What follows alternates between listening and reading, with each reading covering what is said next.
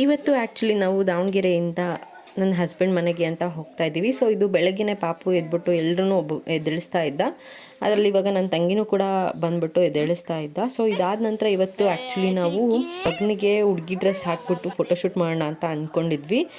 ಈ ಫೋಟೋಶೂಟ್ ಮಾಡೋಕ್ಕಂತೂ ಸಿಕ್ಕಾಪಟ್ಟೆ ಸ್ಟ್ರಗಲ್ ಮಾಡಿದ್ದೀವಿ. ಕೂದಲೇ ಮುಟ್ಟಿಸ್ಕೊಳ್ತಾ ಇರಲಿಲ್ಲ. ಕಷ್ಟಪಟ್ಟು ಹೆಂಗೋ ಮ್ಯಾನೇಜ್ ಮಾಡಿ ಅಲ್ಪ ಸ್ವಲ್ಪ ಕೆಲವೊಂದು ಒಳ್ಳೆ ಫೋಟೋಸ್ನ ತೆಕ್ಕೊಂಡ್ವಿ. ನಮಗೆ ಆ್ಯಕ್ಚುಲಿ ಮೊಗ್ಗಿನ ಜಡೆಲ್ಲನೂ ಹಾಕಿ ಫೋಟೋಶೂಟ್ ಮಾಡಿಸ್ಬೇಕು ಅಂತ ಆಸೆ ಇತ್ತು. ಇದು ಪ್ರತಿಯೊಬ್ಬ ಗಂಡ್ಮಕ್ಳು ತಾಯಿಗೂ ಇರುವಂಥ ಆಸೆ, ಚಿಕ್ಕ ವಯಸ್ಸಲ್ಲಿ ಈ ಥರ ಹೆಣ್ಮಕ್ಳು ಡ್ರೆಸ್ ಹಾಕಿ ಫೋಟೋಶೂಟ್ ಮಾಡಬೇಕು ಅಂತ.